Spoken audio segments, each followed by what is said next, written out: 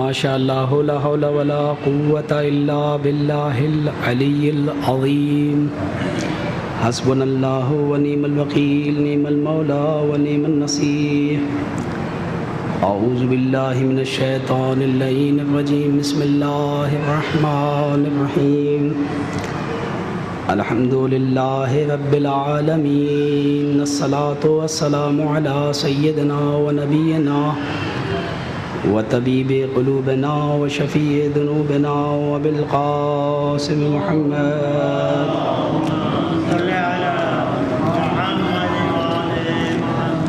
وعلى آله الطيبين الطاهرين لا سيما بقية الله في الأرضين وحجته على العالمين أما بعد فقد قال الله سبحانه وتعالى في كتابه المبين وفرقانه الحميد وقوله الحق وهو أصدق الصادقين بسم الله الرحمن الرحيم وجعلناهم أئمة يهدون بأمرنا وأوحينا إليهم فعل الخيرات وإقام الصلاة وإيتاء الزكاة وكانوا لنا عابدين صلوات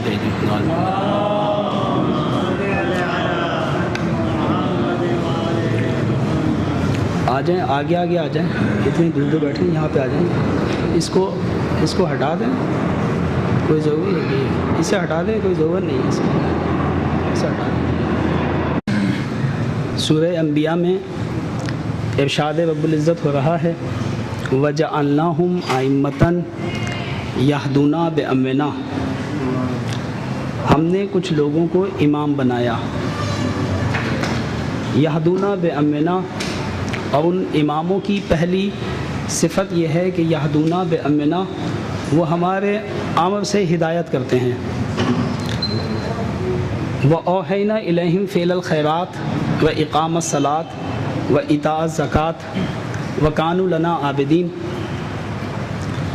اور ہم نے ان اماموں پہ وحی کی ہے کہ وہ نیک کام انجام دیں نیکیوں کی ہدایت وحی کی ہے ان پہ وَإِقَامَ الصَّلَاةِ وَإِيتَاءَ الزَّكَاةِ اور ہم نے ان پہ وحی کی ہے کہ وہ نماز کو قائم کریں اور زکوٰۃ کو ادا کریں وَكَانُوا لَنَا عَابِدِينَ اور یہ آئمہ اور یہ امام جنہیں ہم نے امام بنایا ان کی ایک برجستہ صفت یہ ہے کہ وہ ہمارے کیا تھے کانوا لنا عابدین وہ ہمارے عبادت گزار بندے تھے یعنی امامت ان لوگوں کو ملا کرتی ہے کہ جو عبادت گزار ہوں یہ ان کی برجستگی ہے کہ ہمیشہ خدا کے اطاعت گزار بندے ہوتے ہیں امامت ایک نہایت ہی اہم موضوع ہے اور امامت کو جس طرح سے پیغمبر اسلام کے چلے جانے کے بعد امامت محض ایک عقیدے میں تبدیل ہو کے رہ گئی یہ بحث ایک عقیدے میں تبدیل ہو کے رہ گئی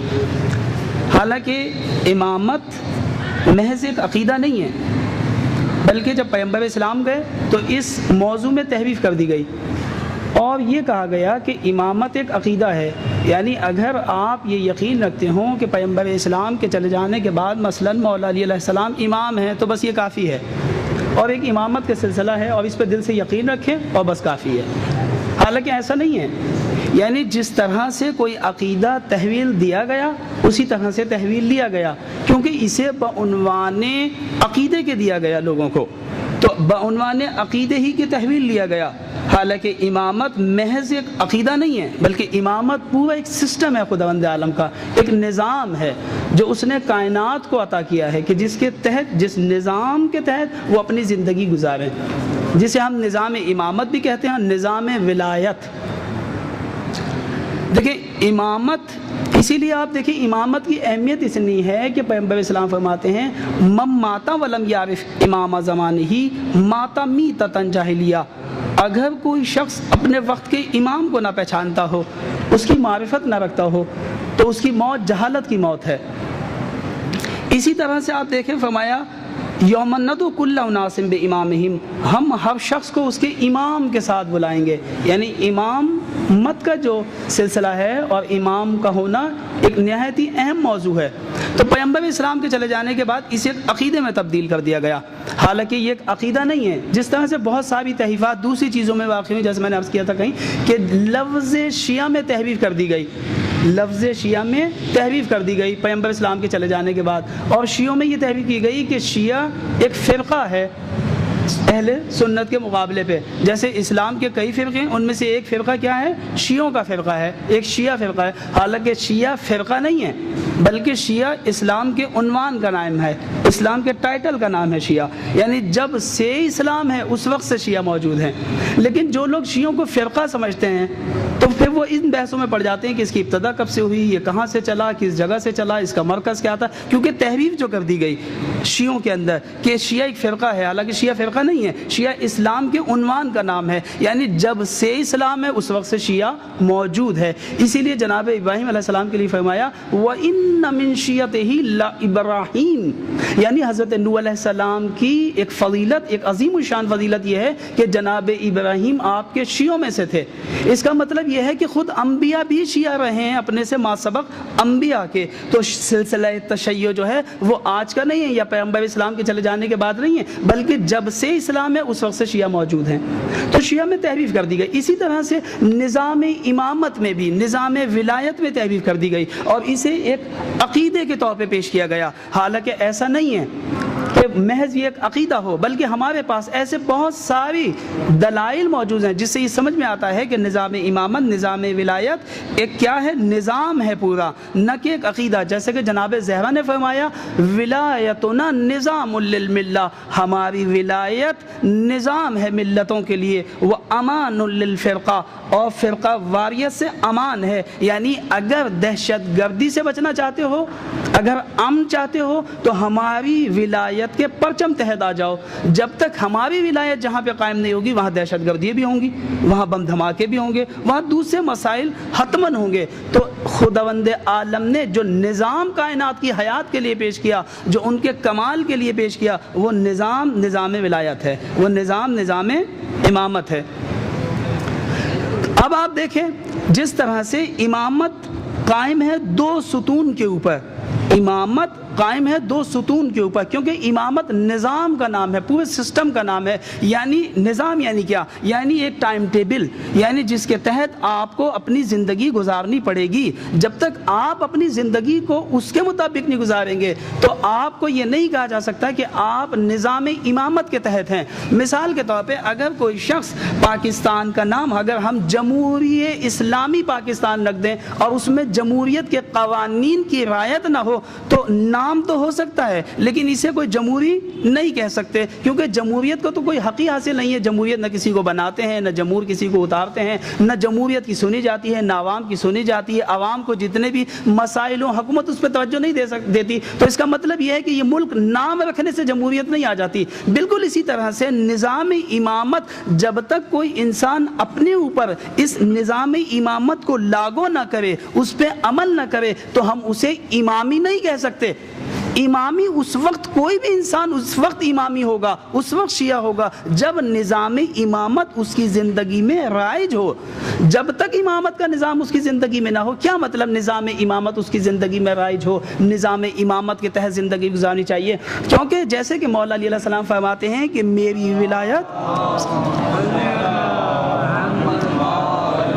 میری ولایت کیا چیز ہے؟ میری ولایت کی مثال نمک کسی ہے، نمک کسی. یعنی کیا مطلب نمک کسی؟ آپ دیکھیں جو بھی کائنات کے اندر غذا، غذا کیا چیز ہے؟ غذا آپ کی حیات کے تسلسل ہی کا تو نام ہے. یعنی اگر غذا منقطع ہو جائے، 1 ہفتہ 2 ہفتہ 3 ہفتے اگر آپ غذا کا استعمال نہ کریں تو انسان مر جائے گا. وہ اپنی زندگی کو کی مشین نہیں چلا سکتا. غذا کے اوپر اس کی زندگی ٹھہری ہوئی ہے. مولانا نے فرمایا میری ولایت کی مثال نمک کسی ہے. یعنی اگر زندگی کی تمام غذاؤں میں سے نمک کو ہٹا لیا جائے، آپ دیکھیں سب سے لذیذ آپ کی ڈش، مثال کے طور پہ بریانی ہو، مرغی ہو، جو بھی ڈش ہو، جتنی بھی لذیذ بنی ہوئی ہو، اگر وہ اس میں نمک نہ ڈالا جائے تو پھر آپ اس کو نہیں کھاتے، وہ بدمزہ ہو جاتی ہے. کیوں بدمزہ ہو جاتی ہے؟ حالانکہ نہ بریانی بدلی ہے، نہ مرغی بدلی، سب چیزیں موجود ہیں، صرف ایک نمک نہیں ہے. فرمائے اس لیے کہ نمک محوریت رکھتا ہے، مرکزیت حاصل ہے نمک کو. یعنی جب تک نمک نہ، یعنی ہر چیز کا ذائقہ نمک سے پیدا ہوتا ہے. مولا اللہ بھی یہی فرماتے ہیں کائنات کی جتنی عبادتیں ہیں میری ولایت کا جب تک نمک شامل نہ ہو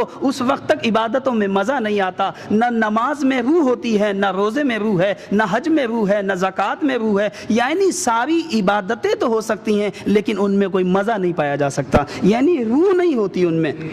توجہ ہے یا نہیں ہے؟ تو اسی وجہ سے آپ دیکھیں ولایت کو محوریت حاصل ہے کائنات کے اندر. آپ دیکھیں کیا خداوند عالم نے حضرت آدم کو نہیں بھیجا تھا؟ حضرت آدم کو انسانیت کی ہدایت کے لیے بھیجا تھا، حضرت نوح کو بھی انسانیت کی ہدایت کے لیے بھیجا تھا. یعنی شریعتیں آتی چلی جا رہی تھی، ایک شریعت کے بعد دوسری شریعت آئی، دوسری شریعت کے بعد 1,24,000 نبی کیا کرنے آئے تھے؟ سب ہدایتی کا پیغام لے کے آئے تھے، سب ایک ٹائم ٹیبل لے کے آئے تھے، لیکن مرکزیت کسی کو حاصل نہ تھی. جب تک آپ دیکھیں خود پیغمبر اسلام کی زندگی آپ دیکھ لیں، 23 سال تک پیغمبر اسلام نے یعنی دین کو پہنچایا ہے، اسلام کو پہنچایا ہے، نماز کے احکامات پہنچائے ہیں، توحید کے پیغام کو پہنچایا ہے. لیکن دین کمپلیٹ کب ہوا؟ جب اعلان ولایت ہوا. دیکھا آپ نے، یعنی جب آپ نے فرمایا من کنت مولا فہذا علی مولا، اس وقت دین کمپلیٹ ہوا ہے. اس سے پہلے کیا دین نہیں آ رہا تھا؟ دین تو آ رہے تھے لیکن کمپلیٹ نہیں تھے. اس کا مطلب یہ ہے کہ ولایت وہ چیز ہے جو دین کو کامل کرتی ہے، کمال بھی ولایت پہنچاتی ہے اور اس کا اختتام بھی ولایت پہ ہے. اسی لیے آپ نے فرمایا بنا فتح اللہ و توجہ ہے یعنی مولا فرماتے ہیں کہ ہمارے ہی سے ابتدا ہے، ہم ہی سے کائنات کی ابتدا ہے اور ہمارے ہی اوپر اختتام ہو جائے گا.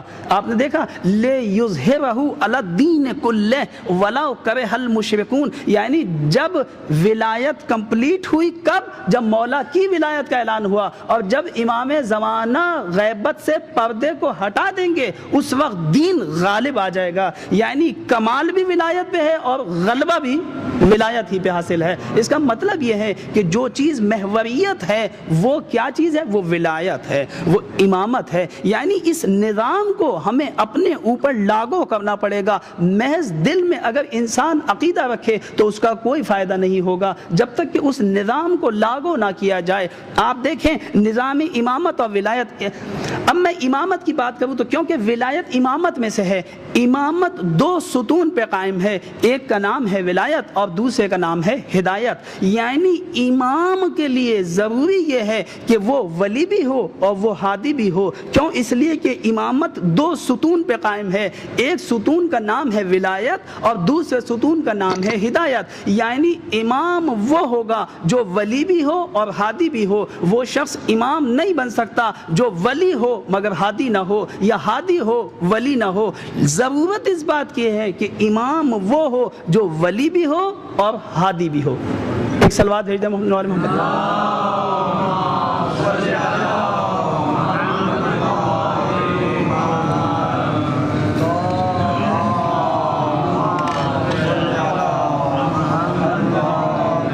تو یہ امامت کے 2 ستون قائم ہیں.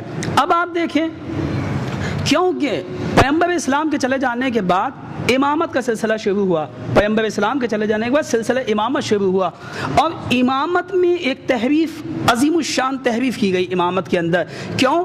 اس لیے کہ آپ دیکھیں جب خداوند عالم نے حضرت ابراہیم علیہ السلام کو امام بنایا، وَإِذِ ابْتَلَىٰ إِبْرَاهِيمَ رَبُّهُ بِكَلِمَاتٍ فَأَتَمَّهُنَّ قَالَ إِنِّي جَاعِلُكَ لِلنَّاسِ إِمَامًا قَالَ وَمِن ذُرِّيَّتِي قَالَ لَا يَنَالُ عَهْدِ الظَّالِمِينَ. یعنی حضرت ابراہیم علیہ السلام کو امامت عطا کی گئی. یعنی امامت کوئی نئی چیز نہیں تھی، حضرت ابراہیم علیہ السلام امام بن چکے تھے. اور جس آیت کی میں نے تلاوت کی تو یہ اسی وعدے کو خدا نے پورا کیا، وَجَعَلْنَهُمْ أَئِمَّةً يَهْدُونَ بِأَمْرِنَا. یعنی ہم نے ابراہیم سے وعدہ کیا تھا کہ ہاں امامت تمہاری نسل میں ملے گی مگر ظالموں کو نہیں ملے گی. تو اب یہاں کہا وَجَعَلْنَهُمْ أَئِمَّةً يَهْدُونَ بِأَمْرِنَا، یعنی ہم نے سلسلہ ابراہیم میں سے بعض نبیوں کو امام بنا دیا، امام بنایا اسی وعدے کو. کیوں؟ حضرت ابراہیم کو امامت کیوں ملی؟ فَأَتَمَّهُنَّ وَإِذِ ابْتَلَىٰ إِبْرَاهِيمَ رَبُّهُ بِكَلِمَاتٍ فَأَتَمَّهُنَّ. یعنی ہم نے حضرت ابراہیم علیہ السلام کا امتحان لیا. تو امتحان تو جناب ابراہیم کا بھی ہوا تھا، امتحان تو جناب نوح کا بھی ہوا تھا، جناب سارے نبیوں کے امتحان ہوتے رہے، لیکن امامت ابراہیم کو ملی. حضرت آدم کو امامت نہیں ملی، حضرت نوح کو امامت نہیں ملی. لیکن جب جناب ابراہیم کی بات آئی تو کہا فَأَتَمَّهُنَّ. یہ ہے وہ چیز جس نے جناب ابراہیم کو امام بنا دیا، یعنی یہ کہ ہم نے جناب ابراہیم کے امتحان لیے، لیکن وہ امتحان میں فَأَتَمَّهُنْ، انہوں نے ہر امتحان میں 100 نمبر لیے۔ یعنی امامت اسے نہیں ملتی جو امتحان کو 90 نمبر سے پاس کرے، 99 نمبر سے پاس کرے، یعنی دوسرے نبی 99 نمبر سے پاس کرتے رہے، اس لیے امام نہیں بن سکے۔ امام وہ بنے گا فَأَتَمَّهُنْ، وہ کمپلیٹ کرے، یعنی ہر پیپر میں 100 نمبر ہونے چاہیے۔ اسی وجہ سے آپ دیکھیں ابراہیم کا اتنا سخت امتحان، اتنا سخت امتحان کہ آپ نے ساری زندگی جناب ابراہیم، تاریخوں نے لکھا 556 سال جناب ابراہیم نے اس دنیا میں زندگی کی ہے۔ 556 سال کم نہیں ہوتے، اتنی عمر میں آپ ضعیف ہو گئے تھے، بوڑھے ہو گئے تھے، اس کے بعد جناب ابراہیم نے دعا کی ہے، آپ کی دعا سے آپ کے اولاد نہیں تھی، حضرت اسحاق ہوئے، حضرت اسماعیل علیہ السلام ہوئے۔ حضرت اسماعیل علیہ السلام اتنے عزیز تھے جناب ابراہیم علیہ السلام کو، کیونکہ بڑھاپے ملے تھے، اتنے عزیز تھے، کچھ اتنی ساری زندگی گزاری، پھر خدا بیٹا دیتا ہے تو زیادہ محبت ہو جاتی ہے انسان کو، کہ اتنے عرصے انتظار کے بعد، اتنی دعاؤں کے بعد، اتنی قربانیوں کے بعد، اتنے امتحانات کے بعد بیٹا ملا ہے تو محبت ہو جاتی ہے۔ ایک طبیعی سی بات تھی، جناب ابراہیم کو وہ بیٹا ملا، ایسے بیٹے کے لیے خداوند عالم نے کہا کہ جس کا اتنا انتظار کیا، اسی بیٹے کو لا کے ہماری بارگاہ میں ذبح کر دو۔ اور جناب ابراہیم لے آئے اس بیٹے کو، یعنی جس سے اتنی محبت کرتے تھے، حالانکہ آپ نے خواب میں دیکھا تھا، آپ کو حکم تو نہیں ہوا تھا، یعنی بیداری کے عالم میں نہیں تھا، خواب میں کہا تھا، اور نبیوں کے خواب ہمیشہ کیا ہوتے ہیں؟ سچے ہوتے ہیں، تو لہٰذا آپ کو خواب میں کیا، آپ اس بیٹے کو لے آئے، اور صرف لائے نہیں ہے، لانے کے بعد آپ نے لٹا بھی دیا، لٹایا نہیں بلکہ چھری چلا دی اس بیٹے کے اوپر، اور چھری چلانے کے بعد جب بیٹے کو زندہ دیکھا تو خوش نہیں ہوئے۔ دیکھیں فَأَتَمَّهُنْ، یہ وہ چیز ہے، یعنی خوش نہیں ہوئے بلکہ کیا فرمائے، گریا کرنے لگے، کہیں ایسا نہ ہو کہ میری قربانی ضائع ہو گئی ہو، کوئی غلطی تو نہیں ہو گئی، کہیں کوئی بات تو خدا کو بری نہیں، کہیں اخلاص میں تو کمی نہیں آ گئی۔ خدا نے کہا نہیں ابراہیم، تم نے اپنا امتحان سچ کر دکھایا، تم کامیاب ہو گئے۔ فَأَتَمَّهُنْ، یہی وہ چیز ہے کہ تم نے ہر امتحان، اب آپ نے فرمایا وَإِذِ ابْتَلَىٰ إِبْرَاهِيمَ رَبُّهُ، یعنی جب سارے امتحان دے لیا، سب سے عزیز چیز کو ہماری راہ میں جو انسان فدا کر دے وہ امام بننے کے لائق ہے۔ امام ہر آدمی نہیں بنتا۔ فَأَتَمَّهُنْ، جب ہر امتحان میں 100 نمبر دے، امامت اسے ملتی ہے۔ تو اب کیونکہ ابراہیم امام بن چکے تھے، اور خدا نے کہا تھا لا ینال عہد الظالمین، یہ ظالموں کو نہیں ملے گی۔ ظلم کیا چیز ہوتا ہے؟ ان الشرک لظلم عظیم، یعنی شرک جو ہے نا، خدا کے نزدیک ہر ظلم کو وہ معاف کر سکتا ہے، شرک کو معاف نہیں کر سکتا۔ اگر کوئی مشرک ہو، کوئی خدا کا شرک کرے، کوئی اس کا دوسرا ثانی ٹھہرائے، وہ اسے معاف نہیں کرتا۔ اس کا مطلب یہ ہے کہ امام وہ نہیں بن سکتا جو بت پرست ہو، کیونکہ وہ مشرک ہوتا ہے۔ کسی بھی دور میں رہو زندگی کے، اگر کوئی شخص مشرک رہا ہے، ظالم رہا ہے، وہ شخص امام بن نہیں سکتا۔ توجہ ہے یا نہیں ہے؟ تو اس کا مطلب یہ، یعنی خدا نے دو ٹوک فیصلہ کر دیا کہ امام وہ نہیں بنے گا جو رضی اللہ ہو، امام وہ بنے گا جو کرم اللہ وجہ ہو، یعنی جس نے اپنی زندگی میں ایک لحظے کے لیے بھی شرک نہ کیا ہو، مشرک نہ رہا ہو۔ یہی وجہ تھی۔ اب دیکھیں آپ، پیغمبر اسلام کے جو نام نہاد جانشین بنے بعد میں کہ ہم ان کے جانشین ہیں، وہ اس نقطے کو سمجھ گئے تھے کہ کیونکہ خدا نے یہ کہا ہے کہ یہ مشرکوں کو نہیں ملے گا امامت کا عہدہ، تو اس کا مطلب یہ ہے کہ یہ امامت جسے بھی ملے ہمیں نہیں ملے گی، کیونکہ خدا نے کہہ جو دیا ظالموں کو نہیں ملے گی۔ تو ہم نے تو 40 سال تک بت پرستی کی ہے، ہم نے تو 50 سال تک بت پرستی کی ہے، اور بابا تو ابھی تک مشرک ہیں۔ اس کا مطلب یہ ہے کم از کم امامت ہمیں نہیں ملے گی۔ تو اگر ہم یہاں بیٹھ کے انتظار کرتے رہے کہ کوئی آیت آئے اور اعلان ہو پیغمبر کا، تو ایسا نہیں ہو سکتا۔ لہٰذا باب امامت میں تحریف کر دی جائے، اور انہوں نے یہ فیصلہ کیا کہ اس کا مطلب ہے اس شک کو، جو شیعہ یہ والی بات کرتے ہیں کہ امامت کے لیے ضروری یہ ہے، منصب الہیہ کے لیے ضروری یہ ہے کہ وہ منصوص من اللہ ہو، یعنی اللہ کی طرف سے ہو، یا اللہ قرآن میں اعلان کرے یا رسول حدیث میں اعلان کرے کسی کا۔ توجہ ہے نہیں؟ یعنی خدا کی طرف سے، اسے کہتے ہیں منصوص من اللہ، یعنی یا رسول اعلان کریں یا خدا اعلان کریں۔ تو اگر ہم اس انتظار میں رہیں گے تو ہم تو بن ہی نہیں سکتے۔ تو لہٰذا اس شک کو ہٹا دیا جائے، نہیں، ضرورت نہیں ہے کہ خدا اعلان کرے، رسول اعلان کرے، بلکہ امت اکٹھی ہو جائے اور ہمیں اپنا امام بنا لے۔ اسی وجہ سے آپ نے دیکھا انہوں نے کہا نہیں، ضرورت نہیں ہے اس بات کی کہ منصوص من اللہ ہو۔ کیوں؟ اس لیے کہ اگر اس شک کو مان لیا جائے تو ہر آدمی یہ پوچھے گا رسول اللہ نے کس مقام پہ آپ کو اپنا خلیفہ بنایا، کس مقام پہ آپ کو امام بنایا، قرآن نے کون سی آیت میں آپ کی امامت کی گواہی دی؟ توجہ ہے یا نہیں؟ تو اس کا مطلب یہ خاموش ہو جائیں گے۔ لہٰذا اس لیے انہوں نے اس شک کو ختم کر دیا اور کہا امامت کو منصوص من اللہ نہیں ہونا چاہیے، بلکہ امت اکٹھی ہو اور کسی کو امام بنا لے۔ لہٰذا آپ دیکھیں اگر آپ ان سے پوچھیں کہ جناب ان کو امام کس نے بنایا تو ان کے پاس یہ دلیل نہیں ہے کہ قرآن کی فلاں آیت ان کی امامت پہ دلیل ہے، اس لیے کہ وہ دلیل ہی نہیں ہے ان کی امامت پہ، اور انہوں نے اپنے آپ کو اتفاقاً کبھی امام کہلوایا بھی نہیں ہے۔ ہم اس پہ بحث کریں گے انشاءاللہ کسی وقت۔ آپ دیکھیں تو ان کے پاس یہ دلیل نہیں ہے۔ اچھا آپ ان سے پوچھیں پیغمبر نے کہیں آپ کی امامت کا اعلان کیا ہے، کہیں ولایت کا اعلان کیا؟ ان کے پاس اس کی بھی دلیل نہیں ہے، نہیں نہ پیغمبر نے فرمایا ہے نہ قرآن نے کہا۔ اچھا تو پھر آپ کو امام کس نے بنایا؟ کہا امت نے اجماع کر لیا تھا۔ اجماع سمجھتے ہیں آپ؟ یعنی جمہوریت کی دوسری شکل کا نام اجماع۔ اجماع یعنی امت مسلمہ جب اکٹھی ہو جائے تو اسے کہتے ہیں اجماع، یعنی جمہوریت۔ تو ہمیں جمہوریت نے بنایا، ہمیں اجماع نے بنایا۔ اس کا مطلب یہ ہے یہ نظام جمہوریت نظام الہی اور نظام ولایت و امامت کے مد مقابل ایک نظام ہے۔ اب آپ کی سمجھ میں آئی کہ یہ اجماع کہاں سے پیدا ہوئے، یہ جمہوریت کیا چیز ہوتی ہے؟ یہ اہل بیت کو رستے سے ہٹانے کے لیے جو نظام بنایا گیا اسے نظام جمہوریت اور نظام اجماع کہا جاتا ہے۔ اچھا کس نے بنایا آپ کو؟ اجماع نے۔ اجماع عالم ہوتے ہیں یا جاہل ہوتے ہیں؟ کہا یہ بتائیے کہ امتی جو شخص ہے وہ جاہل ہے یا عالم ہے؟ کیونکہ عالم بنا سکتا ہے نا، اسے پتا ہے، جاہل کو تو پتہ نہیں ہوتا۔ تو کہا اچھا فلاں شخص بتائیے عالم ہے یا جاہل؟ کہا نہیں، جب امت اکیلی ہو یعنی ایک فرد ہوتا ہو تو یہ جاہل ہوتا ہے، لیکن جب اکٹھی ہو جائے تو پھر یہ معصوم ہو جاتے ہیں۔ اجماع معصوم ہو جاتی ہے، لہٰذا معصوم نے ہمیں امام بنایا۔ اچھا اگر معصوم نے، اب آپ مجھے بتائیے کہ کہیں جہل جہل جہل جہل جہل جہل کیا چیز؟ جہل صفر ہی تو ہے، جہل یعنی صفر، یعنی علم کچھ نہیں ہے۔ تو اگر ہزاروں لاکھوں کروڑوں صفر کو ایک ساتھ بھی اکٹھا کر دیں تو وہ لاکھ کیا ایک بھی نہیں بن سکتے؟ بن سکتے یا نہیں بن سکتے؟ نہیں بن سکتے۔ یعنی ایک جہل، دوسرا جہل، تیسرا جہل، تو جہل میں اضافہ تو ہو سکتا ہے۔ تو اجماع تو جہالت کے مجموعے کا نام ہے، نہ علم کا۔ توجہ ہے یا نہیں ہے؟ اس کا مطلب یہ آپ دیکھیں مثال کے طور پہ جناب یہ تو اگر چور ایک ہو تو کتنے گھر لوٹے گا ایک دن میں؟ 5-6 گھر لوٹ لے گا۔ اتنا تو ٹائم نہیں ہوتا، کم از کم 1 گھنٹہ تو لگے گا ایک گھر لوٹنے میں۔ آج کل تو کم لگتا ہے ٹائم، لیکن کم از کم آدھا گھنٹہ بھی لگا لیں، چلے 50 گھر لوٹ لے گا ایک دن میں۔ ایسا ہے یا نہیں ہے؟ ایک رات میں ایک چور 50 گھر لوٹ لے گا، لیکن اگر پوری امت ہی چور ہو جائے تو آپ کتنے گھر لوٹیں گے یہ بتائیے؟ پھر گھر نہیں لوٹیں گے، پورا ملک لوٹ جائے گا۔ ایسا ہوگا نہیں۔ تو اجماع کے ساتھ بھی یہی ہوا۔ توجہ ہے یا نہیں ہے؟ اسی لیے آپ نے دیکھا ایک آدمی نہیں تھا، پورا اجماع تو پورے نظام کو ہڑپ کر سکتا ہے۔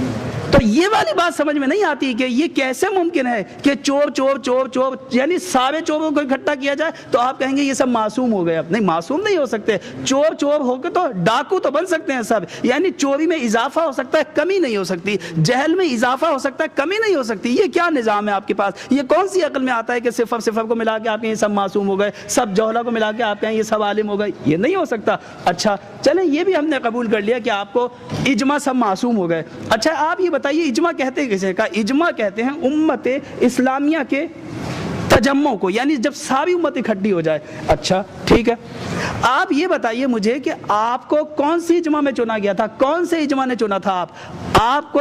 آپ کا جب انتخاب ہوا آپ مدینے میں تھے نا، مدینے میں ہی تو تھے، یعنی امام علی کے مقابلے پر جس شخص کو چنا گیا وہ یہ کہہ رہا ہے کہ مجھے امت نے چنا ہے، اور اگر امت کے علاوہ کوئی چنے تو اس کی خلافت باطل ہوتی ہے۔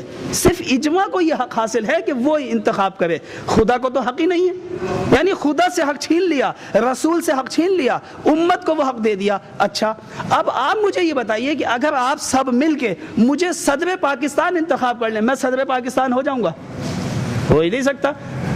توجہ ہے، میں کراچی کا بھی نہیں ہو سکتا، میں پورے جعفر طیار کا بھی نہیں ہو سکتا، پورے اس علاقے کا بھی نہیں ہو سکتا، کیونکہ مسجد والوں نے چنا ہے مجھے۔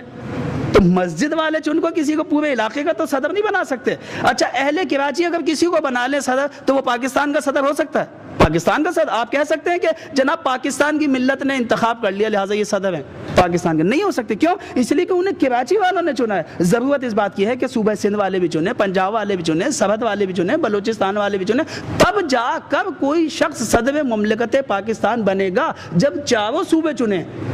توجہ ہے یا نہیں ہے؟ تو اچھا آپ کو کس نے چنا؟ آپ کو سارے مسلمانوں نے چنا تھا، آپ تو مدینے میں تھے۔ جب آپ کا انتخاب ہوا تو مکے والوں کو خبر نہیں تھی، مکے والوں کو خبر ہی نہیں تھی کہ آپ کا انتخاب ہوا ہے۔ اچھا سوریہ میں اسلام موجود تھا، مکے میں اسلام موجود تھا، مرکز تھا، تو مکے والوں کو تو خبر ہی نہیں تھی کہ آپ کو چنا گیا، انہوں نے نہ آپ کو چنا۔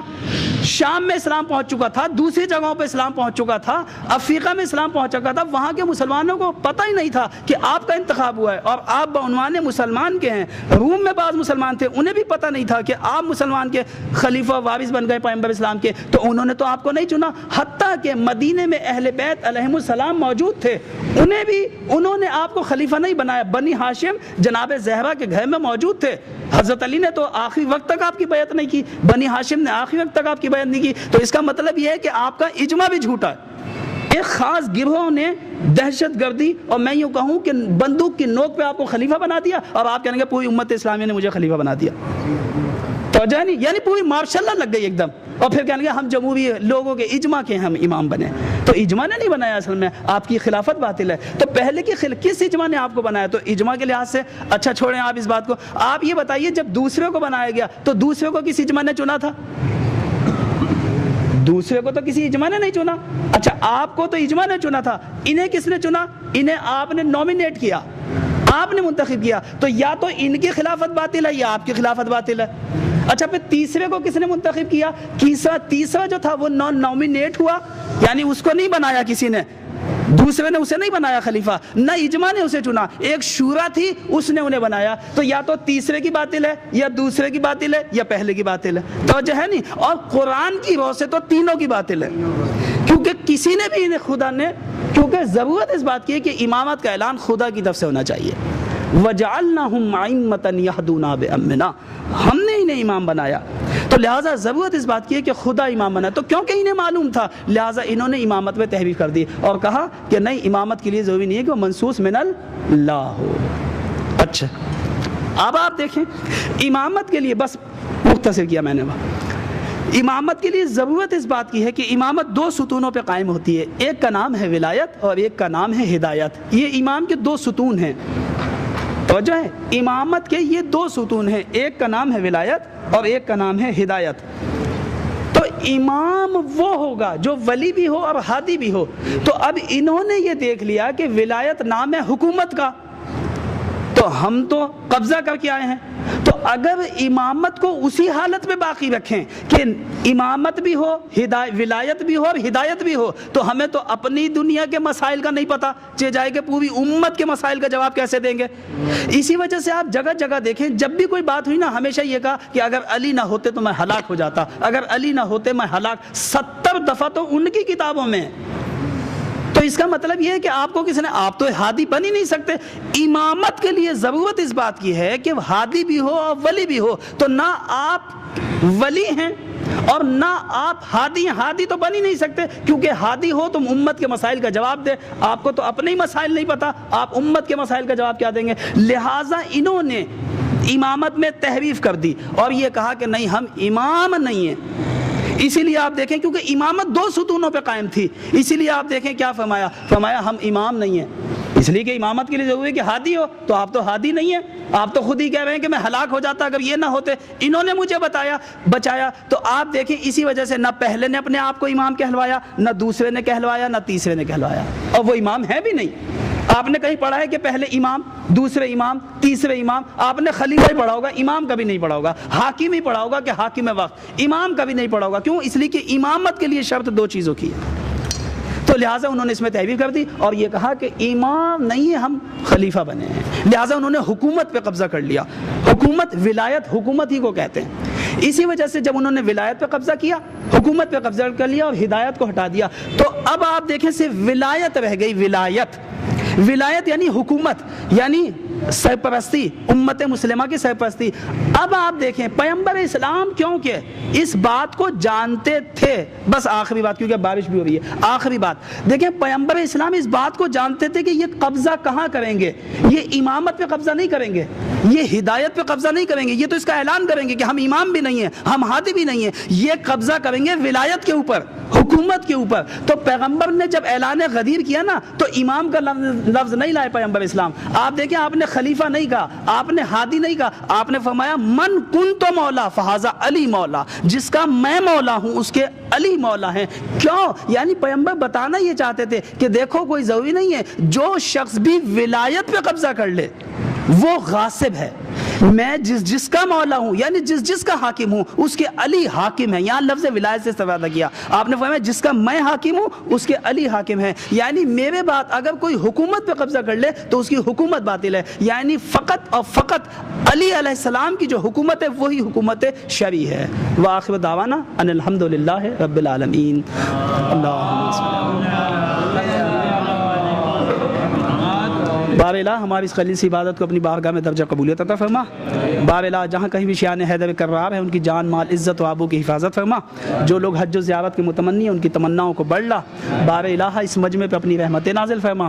ان کے گناہ صغیرہ کبیرہ کو معاف فرما. بار الہ ان کی اس آمد کو یہاں پہ اپنی بارگاہ میں درجہ قبولیت عطا فرما.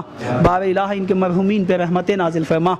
بار الہ جہاں کہیں بھی عالم اسلام میں جہاں کہیں بھی شیان حیدر کرار ہیں ان کی جان مال عزت و آبرو کی حفاظت فرما. انہیں صحت و سلامتی عطا فرما. بار الہ ہم سب کو مقصد سید الشہداء کو سمجھنے کی اور اس پہ عمل کرنے کی توفیق عطا فرما. بار الہ تمام علماء اسلام اور بالخصوص رہبر انقلاب کی حفاظت فرما. امام زمانہ کی ظہور میں تعجیل فرما. ربنا تقبل منا انک انت السمیع العلیم. اللہم صلی علی محمد وعلی محمد.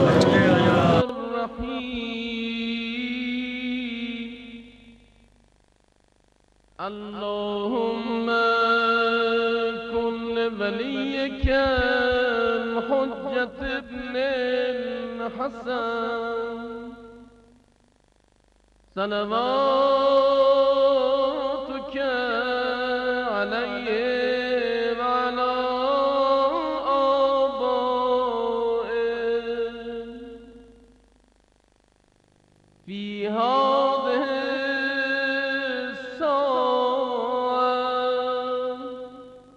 وفي كل ساعة وليا حافظا قائدا وناصرا ودليلا وعينا حتى تسكنه أرضك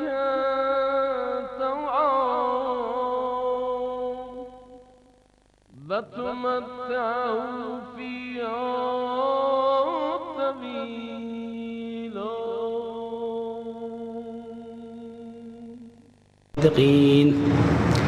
بسم الله الرحمن الرحيم. وجعلناهم أئمة يهدون بأمرنا وأوحينا إليهم فعل الخيرات وإقام الصلاة وإيتاء الزكاة وكانوا لنا عابدين. صلوات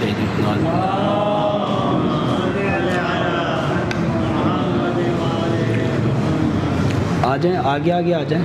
اتنی دور دور بیٹھے یہاں پہ آ جائیں. اس کو ہٹا دیں. کوئی ضروری ہے کہ اسے ہٹا دیں. کوئی ضرورت نہیں ہے اسے ہٹا دیں. سورہ انبیاء میں ارشاد رب العزت ہو رہا ہے وَجَعَلْنَاهُمْ أَئِمَّةً يَهْدُونَ بِأَمْرِنَا. ہم نے کچھ لوگوں کو امام بنایا. یہدون بِأَمْرِنَا، اور ان اماموں کی پہلی صفت یہ ہے کہ یہدون بِأَمْرِنَا، وہ ہمارے امر سے ہدایت کرتے ہیں. وَأَوْحَيْنَا إِلَيْهِمْ فِعْلَ الْخَيْرَاتِ وَإِقَامَ الصَّلَاةِ وَإِيتَاءَ الزَّكَاةِ وَكَانُوا لَنَا.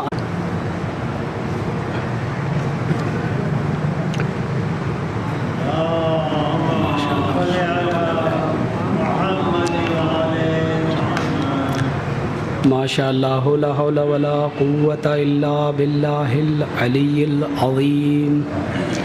حسبنا اللہ ونعم الوکیل نعم المولا ونعم النصیر. اعوذ باللہ من الشیطان اللعین الرجیم. بسم اللہ الرحمن الرحیم. الحمد للہ رب العالمین. الصلاة والسلام علی سیدنا ونبینا وطبیب قلوبنا وشفیع ذنوبنا وبالقاسم محمد.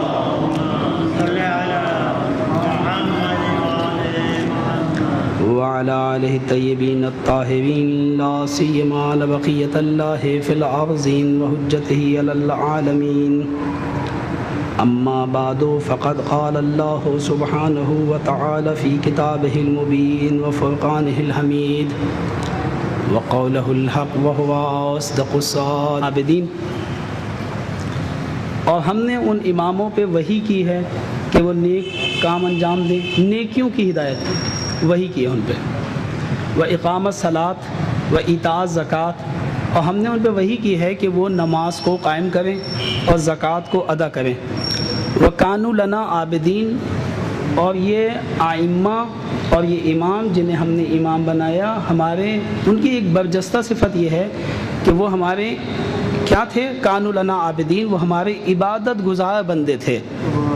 یعنی امامت ان لوگوں کو ملا کرتی ہے کہ جو عبادت گزار ہوں، یہ ان کی برجستگی ہے کہ ہمیشہ خدا کے اطاعت گزار بندے ہوتے ہیں۔ امامت ایک نہایت ہی اہم موضوع ہے، اور امامت کو جس طرح سے پیغمبر اسلام کے چلے جانے کے بعد امامت محض ایک عقیدے میں تبدیل ہو کے رہ گئی، یہ بحث ایک عقیدے میں تبدیل ہو کے رہ گئی، حالانکہ امامت محض ایک عقیدہ نہیں ہے، بلکہ جب پیغمبر اسلام گئے تو اس موضوع میں تحریف کر دی گئی، اور یہ کہا گیا کہ امامت کا جو سلسلہ ہے اور امام کا ہونا ایک نہایت ہی اہم موضوع ہے، تو پیغمبر اسلام کے چلے جانے کے بعد اسے ایک عقیدے میں تبدیل کر دیا گیا، حالانکہ یہ ایک عقیدہ نہیں ہے۔ جس طرح سے بہت ساری تحریفات دوسری چیزوں میں واقع ہوئی، جیسے میں نے عرض کیا تھا کہیں کہ لفظ شیعہ میں تحریف کر دی گئی، لفظ شیعہ میں تحریف کر دی گئی پیغمبر اسلام کے چلے جانے کے بعد،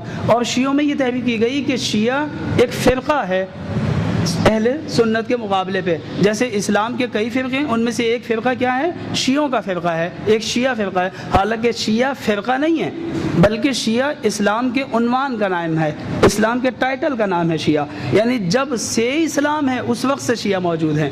لیکن جو لوگ شیعوں کو فرقہ سمجھتے ہیں تو پھر وہ ان بحثوں میں پڑ جاتے ہیں کہ اس کی ابتدا کب سے ہوئی، یہ کہاں سے چلا، کس جگہ سے چلا، اس کا مرکز کیا تھا، کیونکہ تحریف جو کر دی گئی شیعوں کے اندر کہ شیعہ ایک فرقہ ہے، حالانکہ شیعہ فرقہ نہیں ہے، شیعہ اسلام کے عنوان کا نام ہے، یعنی جب سے اسلام ہے اس وقت سے شیعہ موجود ہے۔ اسی لیے جناب ابراہیم علیہ السلام کے لیے فرمایا وَإِنَّ مِن شِيَّتِهِ لَإِبْرَاهِيمَ، یعنی حضرت نوح علیہ السلام کی ایک فضیلت، ایک عظیم الشان فضیلت یہ ہے، امامت ایک عقیدہ ہے، یعنی اگر آپ یہ یقین رکھتے ہوں کہ پیغمبر اسلام کے چلے جانے کے بعد مثلا مولا علی علیہ السلام امام ہیں تو بس یہ کافی ہے، اور ایک امامت کا سلسلہ ہے، اور اس پہ دل سے یقین رکھیں اور بس کافی ہے، حالانکہ ایسا نہیں ہے۔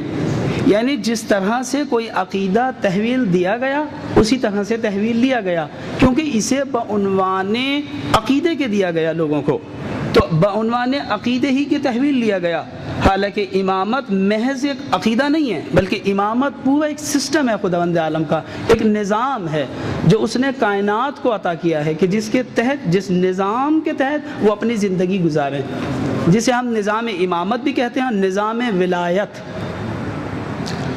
دیکھیں امامت، اسی لیے آپ دیکھیں امامت کی اہمیت اتنی ہے کہ پیغمبر اسلام فرماتے ہیں من ماتا ولم یعرف امام زمانہ ماتا میتۃ جاہلیہ، اگر کوئی شخص اپنے وقت کے امام کو نہ پہچانتا ہو، اس کی معرفت نہ رکھتا ہو، تو اس کی موت جہالت کی موت ہے۔ اسی طرح سے آپ دیکھیں فرمایا یوم ندعو کل اناس بامامہم، ہم ہر شخص کو اس کے امام کے ساتھ بلائیں گے، یعنی امام